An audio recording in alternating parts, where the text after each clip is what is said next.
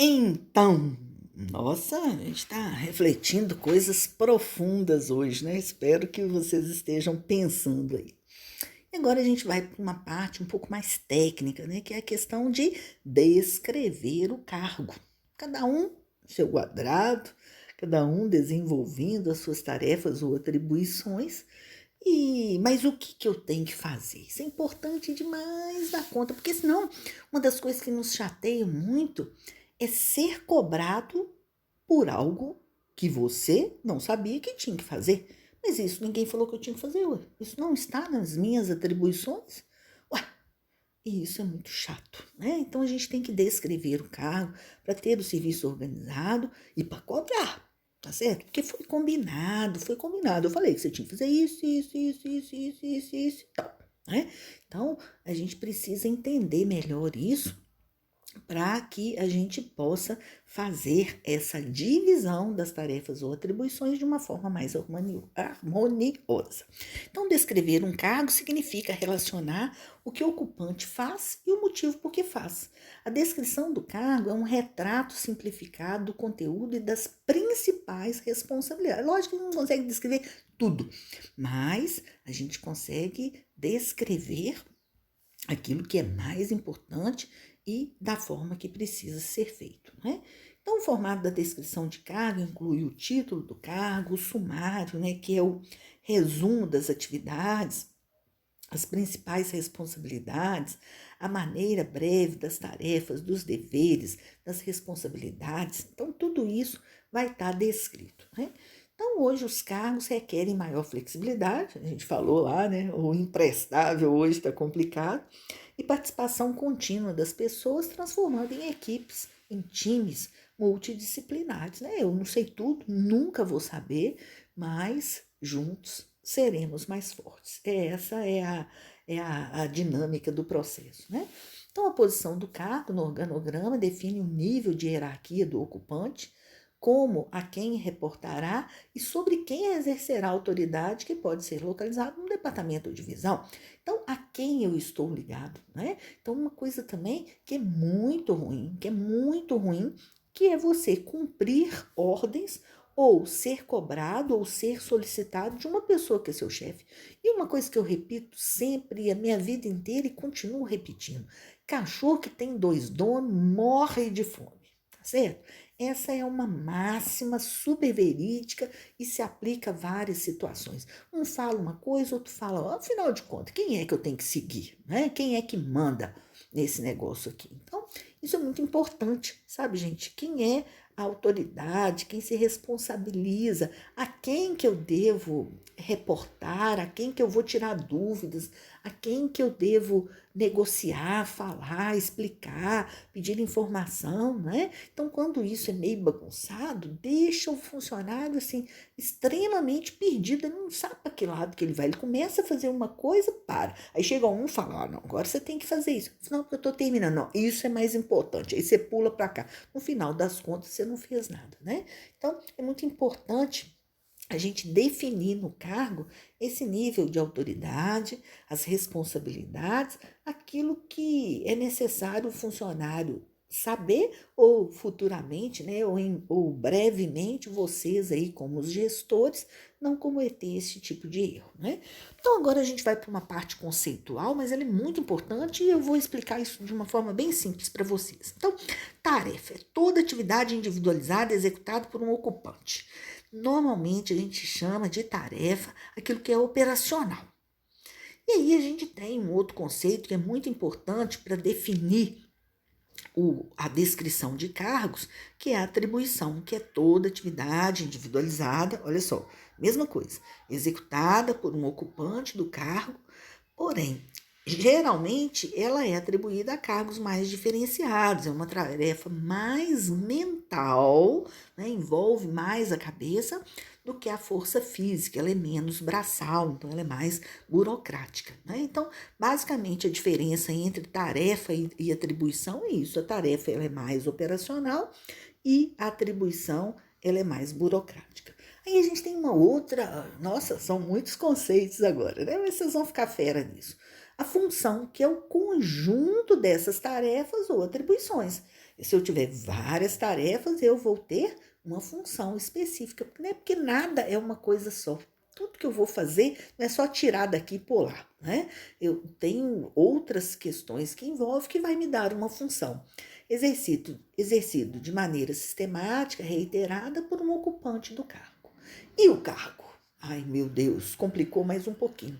É um conjunto de funções, conjunto de tarefas ou atribuições, né? Vai se depender se vai ser uma área mais operacional, se é uma área mais burocrática, com uma posição definida na estrutura organizacional. Isso é, no organograma que eu acabei de montar, aonde que eu estou, a quem eu estou ligado, né?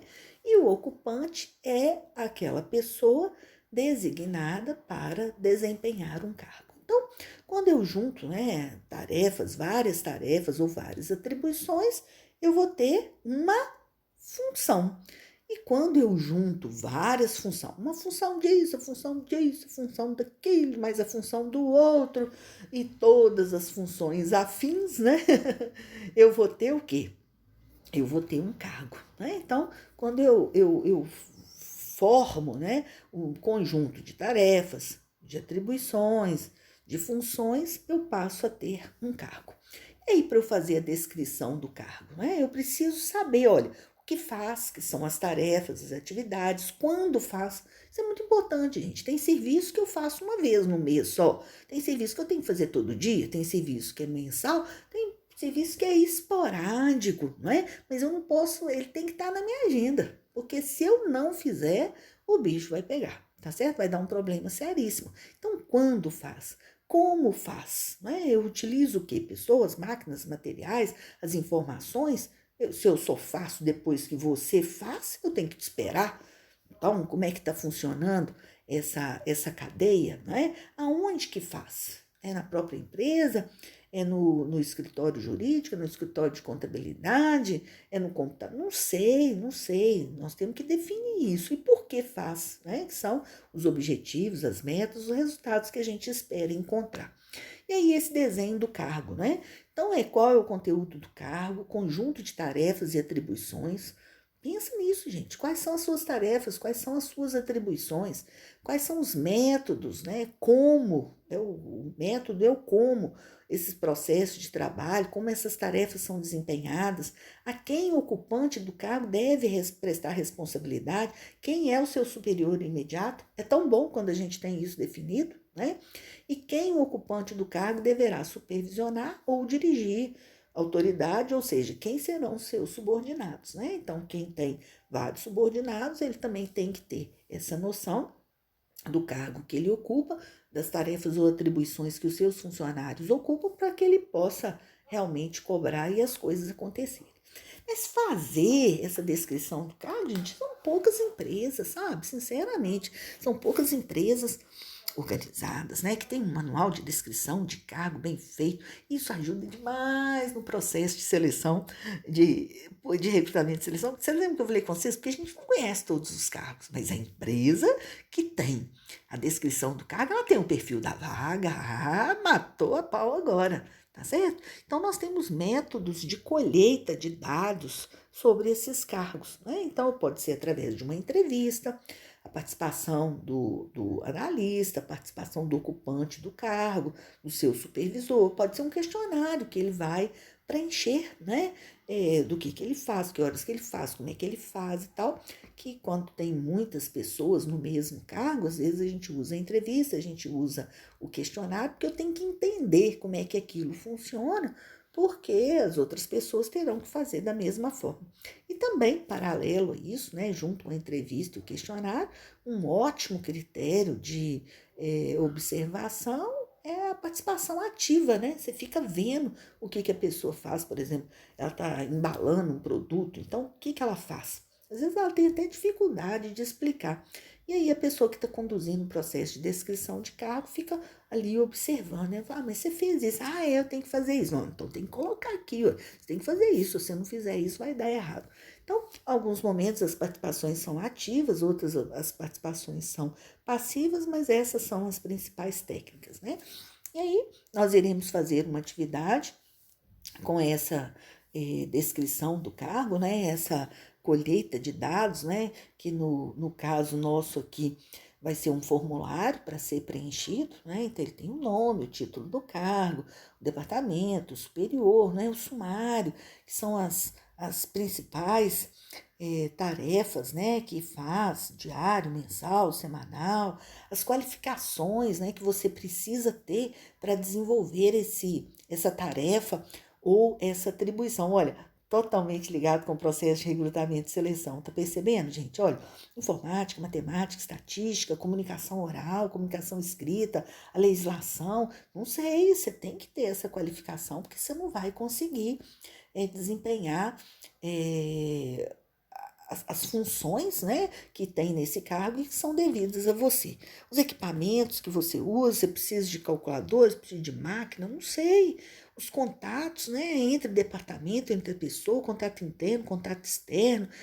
Você tem superior, você tem subordinados, né? Você é o superior imediato. Então, nós vamos fazer essa vai ser a nossa atividade, tá?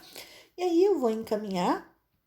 Passo 1, né? Examinar a estrutura da organização total e de cada cargo, definir quais as informações requeridas, selecionar os cargos que nós vamos analisar, coligir esses dados necessários para fazer uma análise bacana de cargo, preparar essas descrições, né? Preparar as especificações de cargos. Por quê, gente? Porque a descrição de cargo é um documento fantástico que ajuda muito o RH. Olha, ele ajuda a planejar, ele ajuda a desenhar os cargos, que é distribuir essas tarefas e as atribuições. Ele ajuda extremamente no processo de recrutamento e seleção, no processo de treinamento. Por quê? O treinamento é o que a empresa precisa e o que eu não sei fazer. Essa defasagem é que vai originar o treinamento, desculpa. Mas eu só sei dessa defasagem se eu tenho a descrição do cargo, né? E aí eu vou perceber, olha, ele não tem esse conhecimento, então nós temos que treinar. Avaliação de desempenho, como é que eu vou avaliar se você está fazendo bem se eu não sei o que você tem que fazer? Como é que eu vou te cobrar desempenho se isso não está estabelecido? Né? Então é importante. E aí é o que a gente vai caminhando, que é a questão da remuneração dos benefícios, né? Principalmente a questão da remuneração. Se eu faço muito, eu tenho que ganhar melhor por isso. Se eu faço pouco, né? Até eu brinco quando eu estou na empresa, eu falo com o pessoal que tem que fazer a descrição, eu falo, quanto menos colocar, menos dinheiro vai ganhar. E o pessoal quer, né? Mas é porque o pessoal fica com preguiça de estar preenchendo, aí quando você mexe na questão financeira, eu falo, não, então eu tenho que preencher legal, porque senão eu vou ganhar pouco, né? E a avaliação dos resultados, né? Que é super importante para que a gente atinja os objetivos pelo qual a empresa ela foi criada, né? Então, no material de vocês também tem um modelo aí de descrição de cargo, né? O título do cargo, olha, assistente financeiro, a área de atuação, setor financeiro, subordinação, gerente financeiro. É a ele que eu vou reportar, né? Então, experiência de 2 anos, a escolaridade mínimo tem que ser graduando de administração, de contabilidade, ele tem que ter noção de contabilidade, fluxo de caixa, de documentação da área, tem que ter atenção concentrada, raciocínio rápido, habilidade numérica, facilidade de comunicação, bom relacionamento interpessoal. Olha só a quantidade de coisas que é exigido, né? Quais são as ferramentas e os equipamentos que ele usa? Computador, telefone, calculadora, documentos legais, né? Então, vamos ver só aqui, ó, o sumário. O que esse assistente financeiro tem que fazer? Olha só, efetuar as atividades de contas a pagar e receber, visando assegurar o cumprimento das obrigações financeiras e recebimento dos créditos da empresa. Então, esse cara aqui, ele faz contas a pagar e contas a receber. Realizar o controle das contas bancárias, retirando extratos, conferindo depósitos, saques e cobranças de tarifas, a fim de efetuar o controle, preencher os pedidos de compra. Então, olha só, essas são as funções básicas que essa pessoa faz, né? E aí, na descrição detalhada, a gente tem o passo a passo para treinar o funcionário novo, para cobrar de quem está lá, para discutir se o fluxo está correto, é imprescindível. Todo esse material está lá na apostila de vocês, tá? Então, lançar no sistema todos os pagamentos, ó, descrição detalhada, lançar no sistema todos os pagamentos a serem realizados, exceto aquisição de mercadorias, imposto, água, luz, telefone e outros. Ele tem que lançar lá. Todo mês ele tem que lançar. Emitir pagamento de acordo com a data de vencimento das notas fiscais. Todo mês ele tem que fazer. Conferir a transferência, tal, tal. Então, isso vai dando uma série de atribuições. Não é tarefa porque não é operacional. Se fosse operacional, também tem um passo a passo, a gente segue o mesmo critério, né? E aí, já terminando, mas não menos importante, né? É o que a gente chama de enriquecimento de cargo, que é aumentar as responsabilidades e desafios das tarefas do cargo para ajustá-lo às características progressivas do ocupante. Nossa, quando vocês chegaram na empresa, vocês não sabiam nada. Depois você sabia um pouquinho, depois você sabia muito. Agora você já sabe tanto que você pode mudar de cargo, você pode enriquecer no sentido de aumentar os seus valores, de ficar rico mesmo, né? Mas brincando, né? Porque as diferenças não são tão grandes assim. Mas quando você enriquece o seu cargo é melhor, tende também a enriquecer financeiramente, né? Então, a adequação do cargo ao ocupante melhora o relacionamento interpessoal dentro do trabalho e visam novas oportunidades de mudança para uma melhor qualidade de vida, né? Então, você fazia uma coisa, você já aprendeu, você é legal, se dedicou bastante, tal, tal. Você agora vai fazer uma coisa mais importante. Então, o que se espera é um aumento de produtividade, redução das taxas de rotatividade, absenteísmo e uma coisa que nós aprendemos, que é o recrutamento interno, né? O professor falou muito, valorização da prata da casa. Então, eu não vou pegar uma pessoa de fora, eu vou enriquecer o cargo daquela pessoa que já está na empresa. Ele trabalhava como auxiliar financeiro, foi para assistente financeiro e agora ele é um analista. O próximo passo é gerenciar o setor. Então, é isso que é enriquecer o cargo. Agora, não pensem que você vai ganhar mais e não vai ter responsabilidade, né? O valor monetário, ele é comparado ao valor da responsabilidade que você tem. Se você tem subordinado, você tem que tomar conta de outras pessoas, então você tem que ganhar um pouco mais, né? Então, assim, sucessivamente. E aí a gente vai crescendo, aprendendo nesse processo de descrição de cargos para a gente chegar na questão da remuneração, que eu tenho certeza que vocês terão muito interesse, tá certo? Pessoal, os vídeos ficaram longos, mas é porque realmente o assunto é muito importante, né? E vocês precisam ter conhecimento disso, tanto no âmbito pessoal quanto no âmbito profissional, tá bom? Professora, extremamente à disposição de vocês, as ordens, tô em casa, né? Tô em casa, precisar de mim, eu tô em casa, né? Então, alguma dúvida, vamos discutir esse assunto no fórum, vamos discutir na live, porque realmente é muito importante e esse será o tema do projeto integrador de vocês para o segundo semestre, tá certo? Tamo junto, beijo, beijo, tchau, tchau.